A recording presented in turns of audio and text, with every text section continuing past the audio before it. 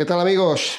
Hoy hemos transitado por tierras cántabras, una etapa que se ha resuelto al sprint como se presumía en un principio con la victoria de Caden Groves, pero que ha dado bastantes más cosas de las que en apariencia se pueda uno imaginar. Verdad es que no ha representado nada de cara a la clasificación general porque sigue ya 12 días, ¿no? Ben O'Connor como maillot rojo con 5 segundos tan solo por los pelos sobre el Primo Roglic.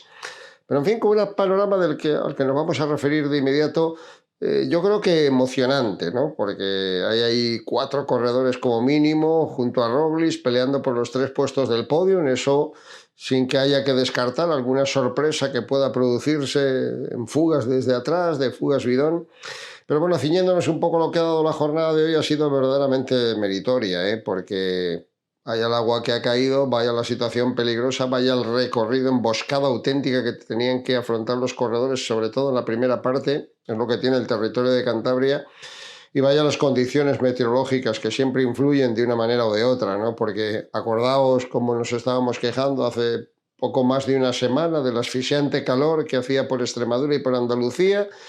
Hemos llegado a tierras gallegas con una temperatura fantástica y nos metemos ya por el Cantábrico con Asturias, la lluvia, la niebla, más que otra cosa, y hoy la lluvia pertinaz, incluso incómoda, ¿no? En la etapa de Cantabria. Bueno, pues en el elemento natural que hace de Cantabria infinita, un terreno tan verde. Si no llueve, pues no estaría tan verde, ni tan bonito, ni tan espectacular, ¿no?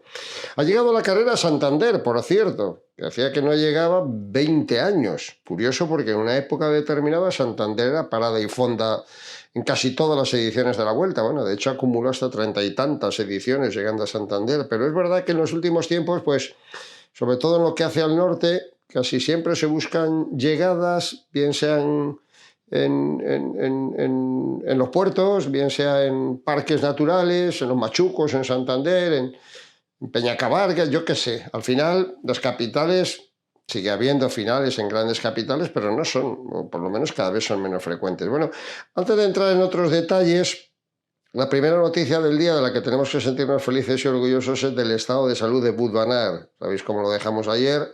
Os imagino a todos al corriente de que efectivamente, a todos o a casi todos al corriente de que las primeras exploraciones descartaron cualquier rotura, con lo cual ya el hecho de pensar que Van Aert había perdido la temporada o incluso que pudiera tener una lesión de cierta gravedad quedaba disipado. Y bueno, pues ahí nos hemos encontrado con la expectativa. Tampoco hay que hacerse demasiadas ilusiones, pero con la expectativa de que Van Aert pueda recuperarse y en resumidas cuentas que pueda estar en el Campeonato del Mundo, que es un poco lo que de verdad preferimos y esperamos todos, ¿no? Porque, bueno, en la Vuelta ojalá hubiera podido rematar con un maillot de la montaña y con un maillot verde, etcétera, pero lo que decía ayer, ¿no? Tratándose de Van Aert hay que pensar que esos son objetivos menores, sin descrédito para la Vuelta, ¿eh? Pero son objetivos menores porque al final es un tipo que ha ganado el maillot verde del Tour, es un tipo que ha ganado grandes carreras y, bueno, pues ojalá hubiera adornado el palmarés de la Vuelta con su nombre, pero ahí quedan, ¿no? Las 3 etapas. Lo importante es saber si va a estar en el Mundial, porque es una pieza apetitosa. Yo no lo veo a priori como favorito para el Mundial, un Mundial de mucha montaña. Bueno, pues por la sencilla razón de que cuando ves a Pogačar o ves a Evenepoel te da la sensación de que están un punto por delante de ellos, pero, a ver, Van Aert está en la idea de demostrarle al mundo que está a la altura de estos o muy cerca de estos y no se conforma con ganar de vez en cuando. Quiere un maillot arcoíris, quiere sumar el número de victorias, le hubiera encantado salir con 4 o 5 victorias porque ha tenido un año muy crudo, muy duro, muy adverso, ¿no? Y todos esos fogonazos que dan una gran vuelta a base de victorias de etapa o de maillots de la regularidad, etcétera, pues son inputs a su favor para seguir considerándose. Bueno, a lo mejor no está, obviamente no está al nivel de los otros, pero cerquita, y siendo un corredor referencial por el que apuestan las firmas, por el que apuestan patrocinadores y por el que apuestan los organizadores. No se puede adelantar nada porque es una herida muy profunda que va a necesitar un obligado descanso. ¿Y eso qué significa? Pues eso significa que hasta que no sepamos cuándo vuelve a rodar en bicicleta, hay que considerar que hay bastantes fechas todavía, porque desde el día 4 hasta el día 29, que se disputa la prueba en línea de los mundiales en Zúrich, quedan todavía 25 días. Claro, si está 15 días parado, malo. Pero si está 8 días parado, una semana, no le vendrá ni mal, siempre y cuando efectivamente no tenga ningún problema de movilidad y de pedaleo luego, ¿no? Quiero decir que es un corredor que ha acumulado el Tour y la Vuelta a España y en ese sentido de preparar un mundial casi le viene bien desintoxicarse una semana de bicicleta y tener luego, pues eso, otras casi 3 semanas, otras 2 semanas íntegras, ¿no? Para preparar el mundial, no perdería la forma, pero bueno, todo son conjeturas y creo que lo primero es hay una unanimidad en torno a Van Aert siempre, ¿no? Lo primero es congraciarnos de que no se haya hecho ninguna lesión grave que pusiera en peligro su carrera ciclista y que echara por tierra la temporada. Si puede correr el Mundial, bien, y si no, le esperaremos con atención la próxima temporada. De la etapa, ya queda dicho todo, que había 2 puertacos que da rabia, pero claro, no siempre se puede trazar el recorrido idóneo, se depende de las ofertas, de los 40.000 euros que vale organizar una salida como la que organizó hoy este municipio cántabro, o de los 100.000 más o menos que hay que pagar por recibir la llegada. No siempre se hace el recorrido que se pretende, aunque obviamente los organizadores diseñan más o menos un marco de acción. Y la etapa de hoy pues era una etapa de transición, porque habiendo 70 kilómetros hasta la línea de meta, aunque fueran escarpados y complicados, pues lo normal es que un equipo de velocistas apostara por la etapa y la han ganado. La han ganado, han apostado ellos por la etapa, ha sido Caden Groves el más rápido.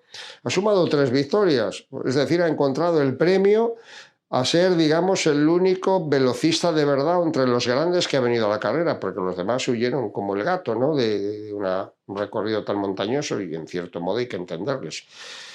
Mención especial para Ken Pharma, no solo porque ha vuelto a hacer puesto Pau Miquel y al Ken Pharma equipo modesto le interesan muchísimo los puntos, es que ha colaborado como el que más.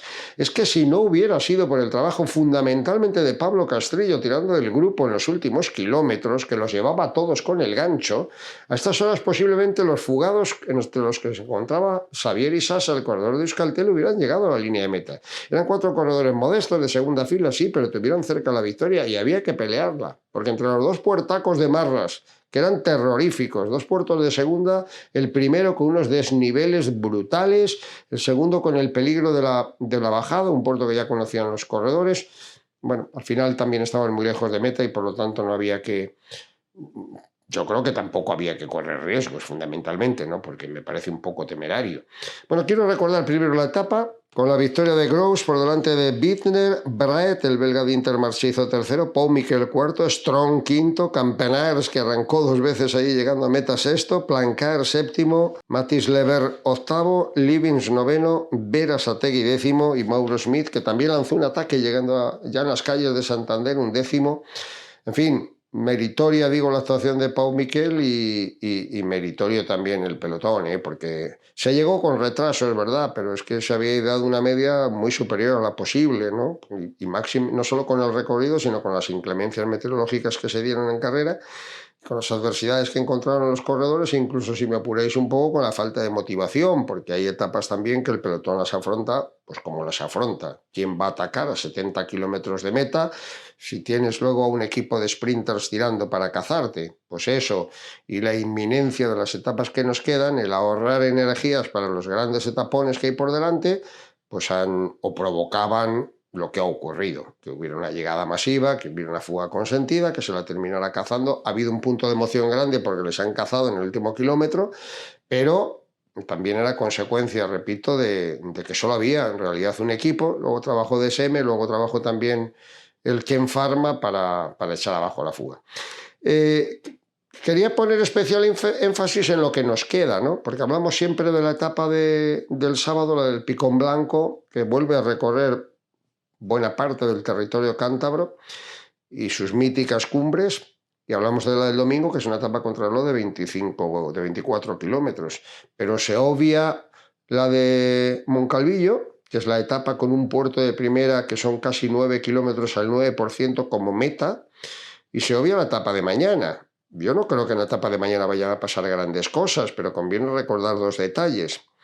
Primero, el recorrido. Es una jornada que sale en Vitoria, la patria chica de Mikel Landa, termina en Maeztu, en el Parque Nacional de Izqui, con 180 kilómetros prácticamente, pero ojo, con el puerto de Herrera que es otro mítico puerto de la Vuelta, que son 5,5 kilómetros al 8,3% a tan solo 40 kilómetros de meta.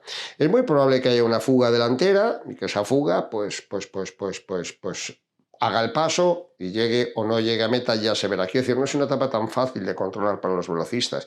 Y es una etapa que a 40 de meta solo, el puerto de Herrera tiene una entidad muy notable y vamos a ver si no mueve ficha por ahí algún corredor o aquellos que se encuentran en buena condición. Porque ahora mismo la carrera, antes de entrar en ese fin de semana, sería fundamental viernes, sábado y domingo, está en un momento de impasse también de cierta tensión por ver cómo están los comportamientos de unos y de otros.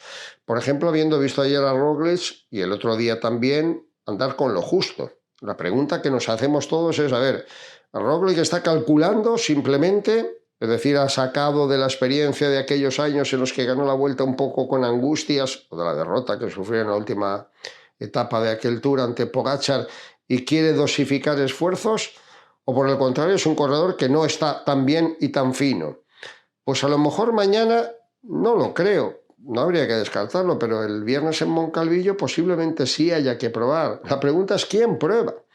Porque el problema de la carrera ahora mismo es ver que hay 4 corredores que pelean por 2 plazas de podium. Vamos a suponer que Roglic sería podium casi garantizado, vamos a suponerlo. Vamos a entender incluso que ganara la carrera, porque es el primero de los favoritos y porque está en una situación óptima, ¿no? Pero claro, empezando por O'Connor, siguiendo por Landa, por un Carapaz y por un Mas, de Landa y de Mas ya hemos hablado porque se han movido estos días y, en fin, especialmente Enric Mas da la sensación de andar con la misma o mayor seguridad que Primo Roglic. Pero ¿y Carapaz? Porque a Carapaz se le está dejando un poco en un segundo plano y habría que hacer una apuesta firme primero por la experiencia del oficio que tiene, que es un ganador de un Giro de Italia. Segundo, porque ha confirmado que empezó mal, pero que no ha venido un momento en una fuga bidona a quedarse como le ha pasado a Dan Yates para volver a seguir perdiendo tiempo y siendo uno más, entre comillas, de la carrera, sino que está ahí. Y yo creo que ayer verle seguir la rueda de Enric Mas y la rueda de Primo Roglic en un puerto como Lagos de Covadonga despejaba cualquier interrogante sobre su rendimiento. Carapaz está francamente bien y es un corredor muy valiente. Y la pregunta es si los corredores van a correr a ganar la Vuelta o a defender su posición en un momento determinado.